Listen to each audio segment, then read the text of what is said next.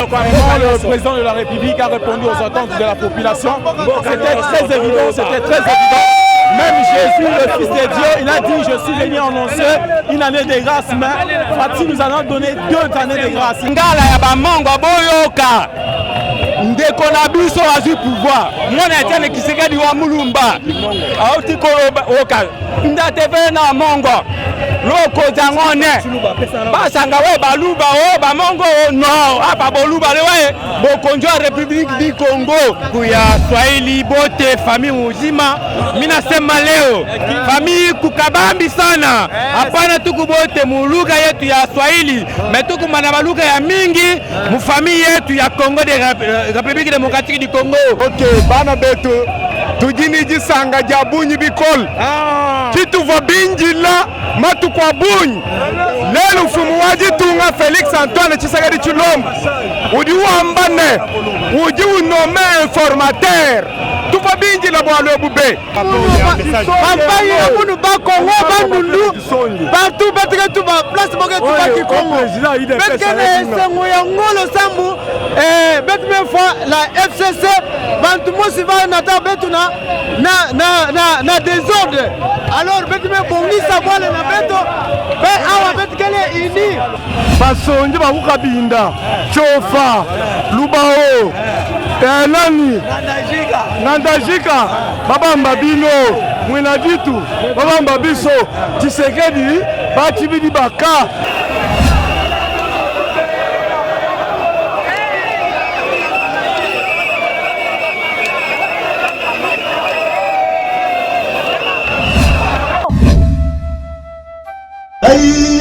Baye balingaka nkechi, baye balingaka limono, baye balingaka soda na bango yo.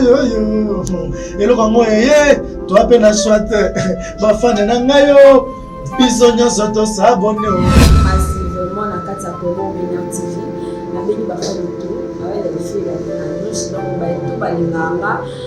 Baetu balinga musala nga baetu bosepelanga na musala nga baetu na sepelisanga na banda neso kolanda nga lisusu bien donc bomona nga lisusu bien abonnez-vous na kati ya Congo Winner TV za chaîne oyo eyi osepelisa biso osepelisa yo totalanga kama na sengi abana siso bato nyonso balingaka ya nzako sabone Congo Winner TV.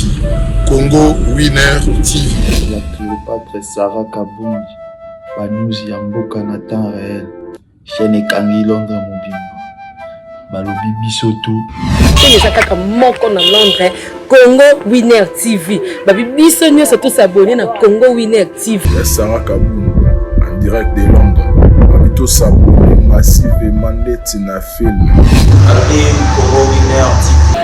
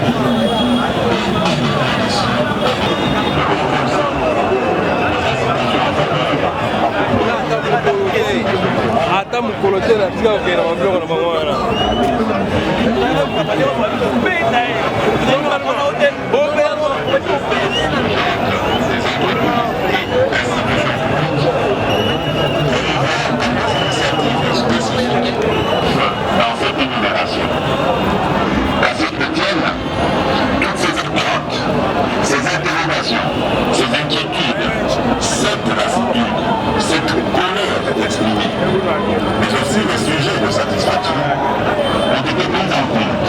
Et enfin, intervenant en janvier 2019, de mettre en œuvre le programme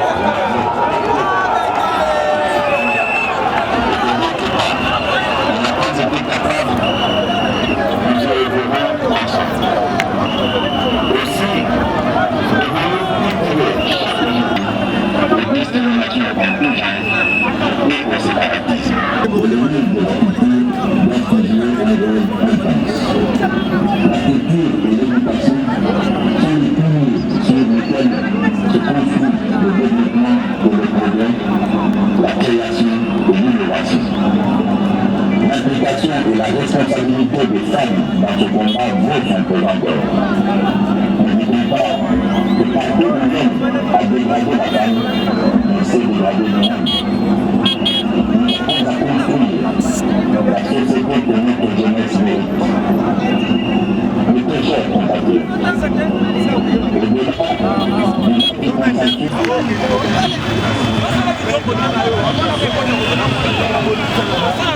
Et de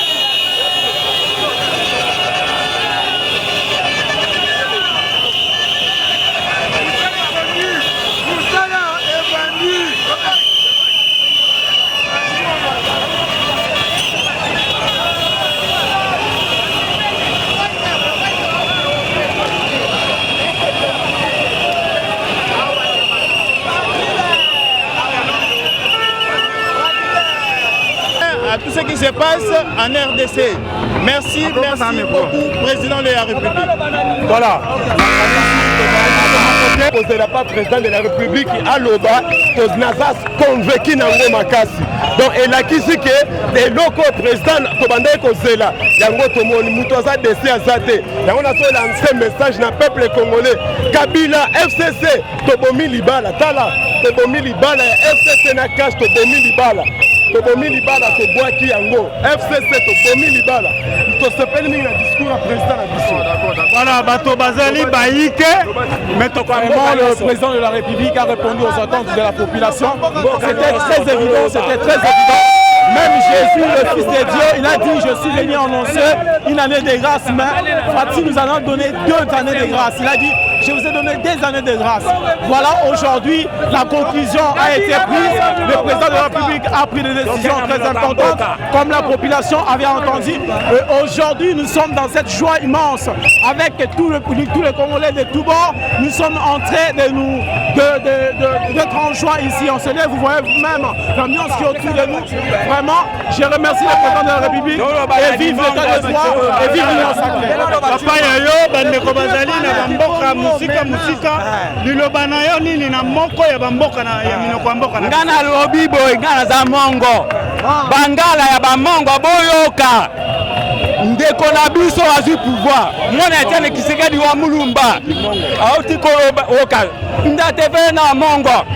Loko zangone basanga we baluba o bamongo no apa boluba le we bokonjo République du Congo iso bamongo to bata bokonjo nene o ko la Jean Bemba o ko ba to ekologia dikala to ya mekuti o siro stepela o ka fola liya la linko likane la bato bakabila loko le bokonjo lina na nzela tina babongela nzela kiso ya Bangala voilà ya solo tozalika kabiso moko te bangu ya Swahili bote famille muzima mina sema leo famille kukabambi sana hapana tuku bote muluga yetu ya Swahili metuku mana baluga ya mingi mu famille yetu ya Congo de République démocratique du Congo mais bote banasema tutuku na president moya yeye ana decide leo ya kutosha mambo ya mubaya ya kubakia tu na mambo ya mzuri tumusutenir tu mufaya manda yake ndio hivi mzuri batote bote ba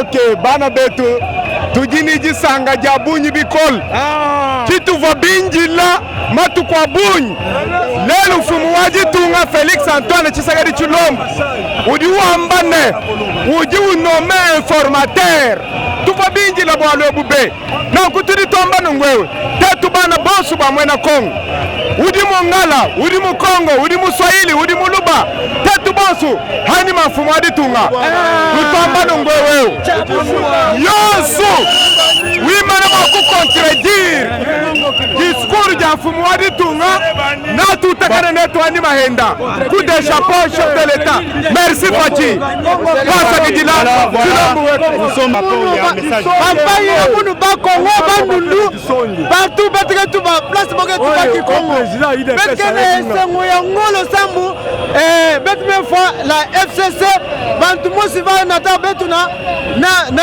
na désordre alors betme bongi savoir na beto be awa betkele ini tous les Congolais boni betinyo betkene na katawa yega mono baluba kele bambala kele ikolu nyonso bandinga nyonso yokele na kati ya République démocratique du Congo yoke parti ya muntu ve bambangi ami baku osaho yoyena parti muntu yena IDPS parti social ado kima tena mukati parti ya République démocratique du Congo et dukala kunima du président de la République voilà je pense bien tosili basonji bakukabinda chofa lubao nani nandajika babamba bino mwena vitu babamba biso Tshisekedi batibidi baka ulo mukweno kubasonje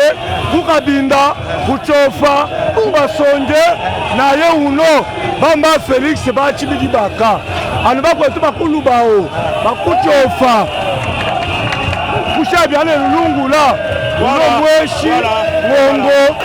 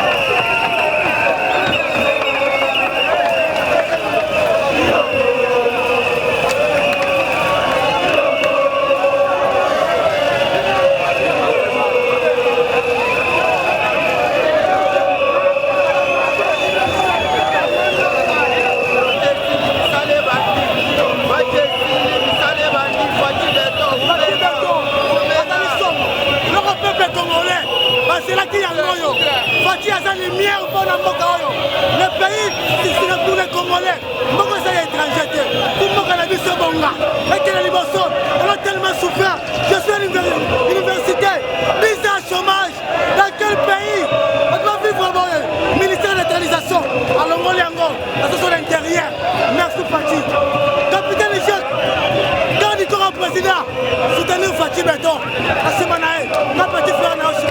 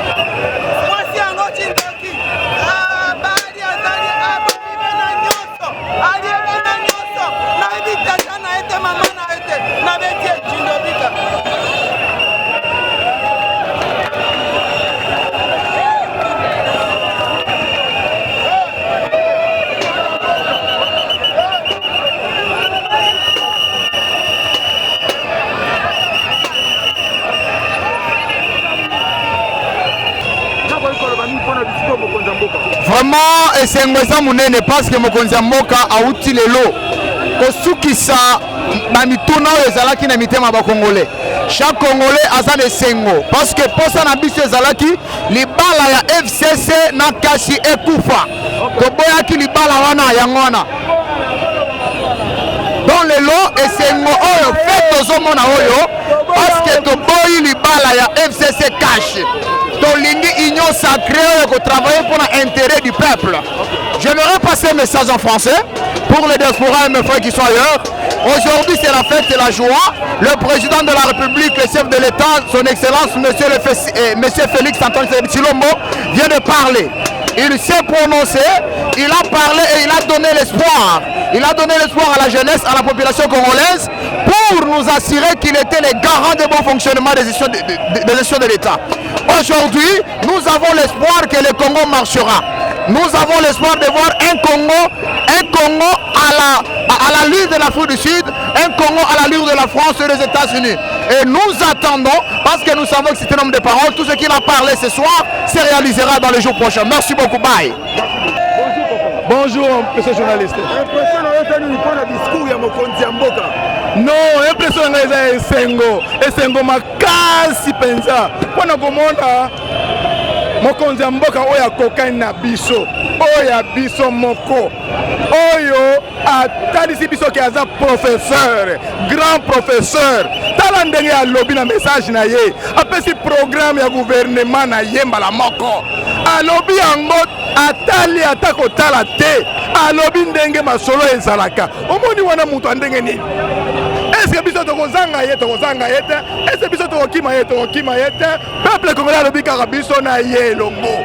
Biso nde kota montanda. Ozoka yango tolobi boye ke oyo aza ndeko na biso moko, oyo ya mpangi na biso moko, oyo aza ya biso, tokosala nini?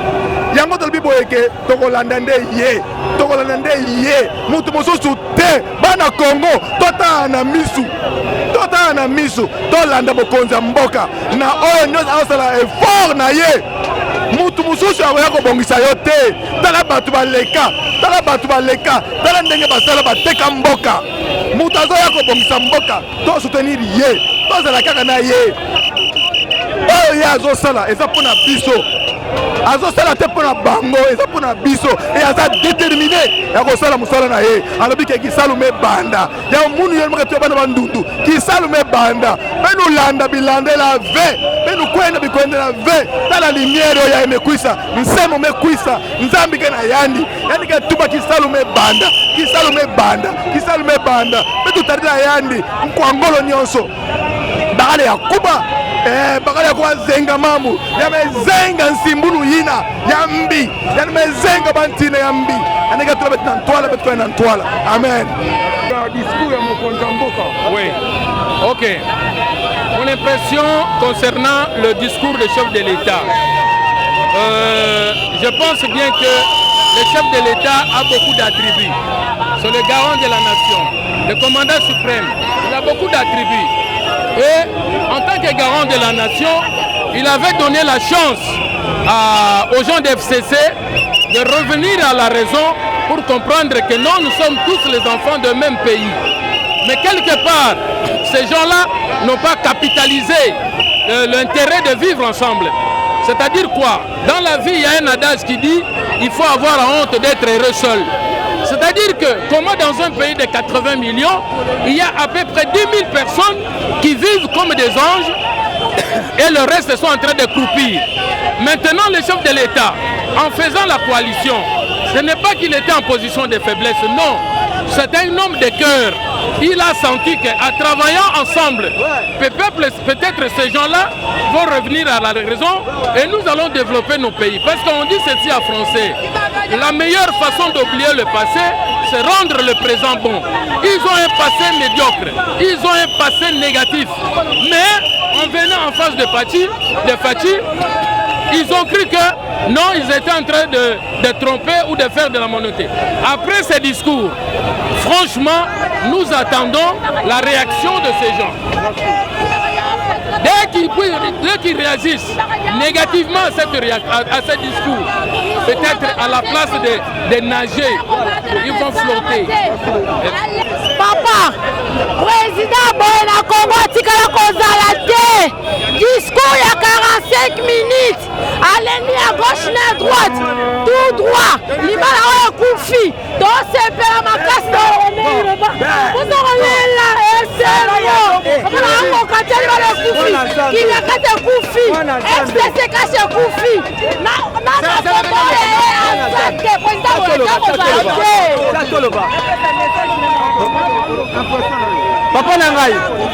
Papa Nangai, oya lobi, Nanzamba Likolo, abetele maboko. 2 ans, tout travailler ensemble, peuple congolais a se retrouvé. Baboyi, mais oya lobi lelo, Nanzamba Likolo, abetele maboko. Musale bandi, yo Nangai,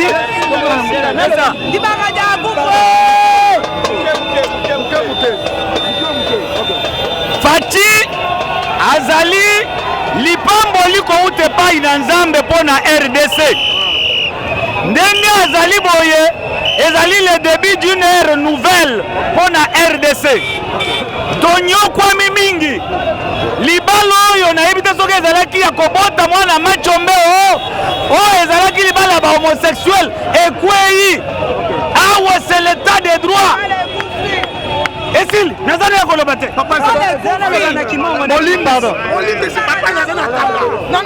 Awa ndenge zawa na ramene bino na Bible passage mo elobi ke recommande ton sort à l'Éternel. Yebisa motema na elinga il te donnera ce que ton cœur désire. Naloba bayebisaka bino ke Félix aza pour la baluba pamba te. Félix aza pour la bekolo nyonso talangai. Emine we mongo na sonsolo.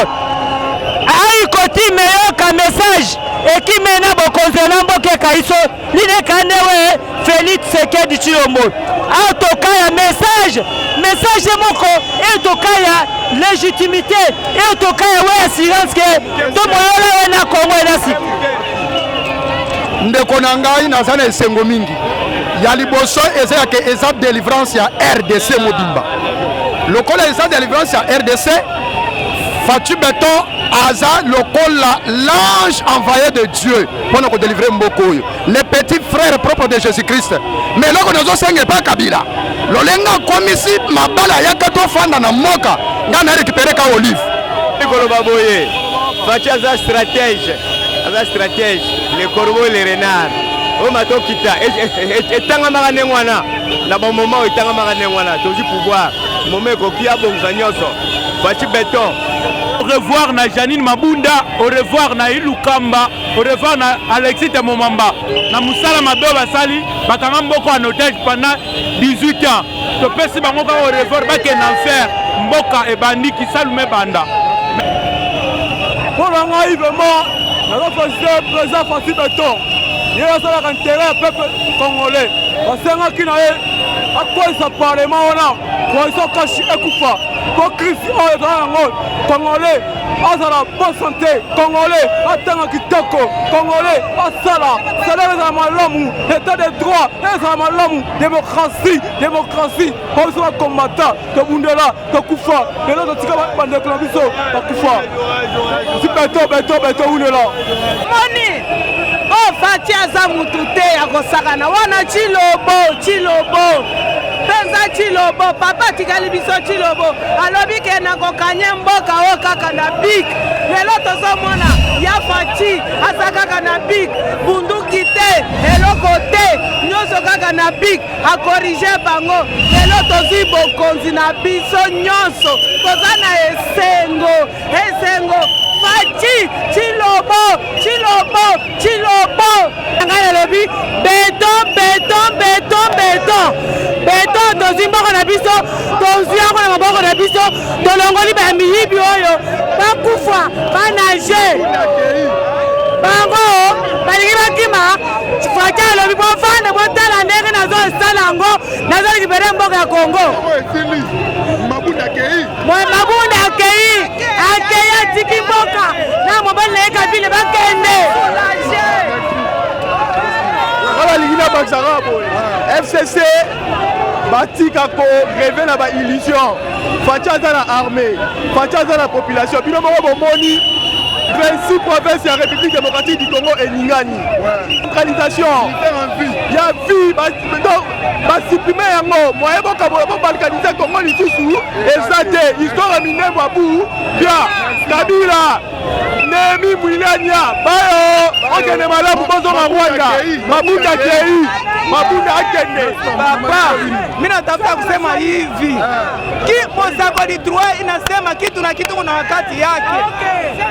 Fachi Chilombo Antoine baba yake kabisa aliteswa, anatumika kazi nguvu hapa Kinshasa, anayua model kani ya politike mebalituia naye baba alikuwa anasema President Fachi hata yue mtu mwe alimuua baba yake, kumbiko mtoto wa nguvu, bengine kumutukana machafu hivi na hivi bongo dana bapiga kindobika bamwache Fachi sasabu nyumba yabo na bale banyama bale inaisha bunyumba inaisha, amwache Fachi atembeze mungini tout droit, amwache yali kwa kukiti alifanya kitu kani, aache ngali batoto wetu banaume makazi haiko na mpika kitobika. Bon, d'abord, on remercie d'abord le chef de l'État. Franchement, c'est un président qui a permis au peuple. L'Ito et ça à tout moment pour la Royoka, le peuple. Ça qui est comme devoir. Il y a un pour aller à gérer Et ce qu'il a dit aujourd'hui, franchement, pour moi, c'est un récit total. Pour ceux qui ont le discours contraire, le souci à peuple, et c'est moi qui ai salaté. Pour moi, le président, Nicolas Litoy, azoyoka conseil. Oyo te pas songolo pakala. Bomboke tambola liboso. Consultation na union sacrée, franchement, ebimisi biso na boumbu oyo. C'est au songi to calculer depuis l'Iwa musée. Au contact à 20 ans. À part 18 ans, il n'y a pas si. Moi qui vous pense, je suis un licencié. Mais, si on a dit depuis 2013 à 600 chics. Boulet santé. Et quand tu arrives, on dépose CV l'entreprise Songolo Pakala, tout le monde a une expérience, on a une expérience à 5 ans. Vous voyez, donc le chef de l'État sera au Landa vidéo. Oh, merci, Makasi. À la Kisi Kaza, président, il y a Congo Mobimba. Makambo Yemei. Mabomba on a Kinakati. On met Kabila place à Sali AVC. Là où on soit prêt, la salle AVC.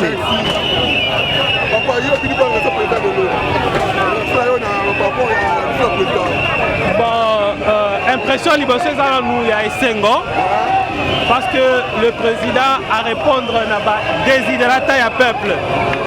C'est que le peuple attendait le président à Saleli. Premièrement d'abord, divorce à FCC Cash. Deuxièmement, nomination à informateur. Et puis, troisièmement, à ça la union sacrée. C'est-à-dire, gouvernement Oyo et au salaire que problème, il y a Mboka, social, Nyoso et Bonga. Donc, nous disons merci au chef de l'État. Il a écouté Aza papa et famille. Papa famille Ayoka Kabana, Ayoki a une décision à Malamu. Alors, nous demandons à nos amis, Lamouka, Naba Obaza la FCC Oba la poste à rejoindre le président, Baya Tosangala Totonga Mboka. Ba Taya Bagé et Sili. Le président a dit qu'il s'allume Banda, donc nous allons faire Banda. Voilà ce qu'on pouvait dire. Papa, en tout cas, tozana esengo makasi ndeko na ngai. Pona nini message oyo président Fachi auti kopesa biso esepelisi biso nyonso. Pona nini depuis janvier 2019 Kabila na batu na ye mutema mabe elekaki ba bloquer makambo nyonso de façon que na 2023 président Tshisekedi azanga ba argument ya kopesa peuple congolais po ba relire ye. Kabila a bloqué ba institution nyonso. Moyen kutu ba investisseur ba ya ko investir na mboka, peuple congolais va se retrouver ezalaki te. Donc ba seri moyen nyonso. Faut-il kutu abengaki partenaire na biso de façon que mutoko lembisata motema comme ça ayeba ndenga nini de façon que bana Congo va se retrouver. Kabila boyi na batu na ye motema mabe. Imagine le président lobby que coalition FCK rejetée. Yobini. On a des soucis na biso. Prière na biso. To sali ba jeune prière. Ba pasteur nyonso ya Congo. Na ba we baza libanda. Ba salaki ba jeune prière pour na libanda oyo FCK caché kufwa. Ezalaki mariage contre nature. A identifier majorité ya solo ya ba Congolais. Comme ça, le projet de chef de l'État est réussi Sikoyo, les Congolais vont se retrouver Missane Kota. Merci papa. Oui, merci pour la parole que tu m'as accordée. Je veux tout simplement d'abord dire un sincère merci au chef de l'État parce qu'il a justement matérialisé notre vision. Il a concrétisé les soucis du peuple congolais. La coalition FCC Cash ne servait pas la population. Il servait Kabila et le positionnement politique. Maintenant que le président a décidé de tourner la page à cette coalition, nous les soutenons. C'est nous les peuples souverains primaires qui déclarons. Nous sommes derrière le président qui aille jusqu'au bout avec le gouvernement de l'Union sacrée.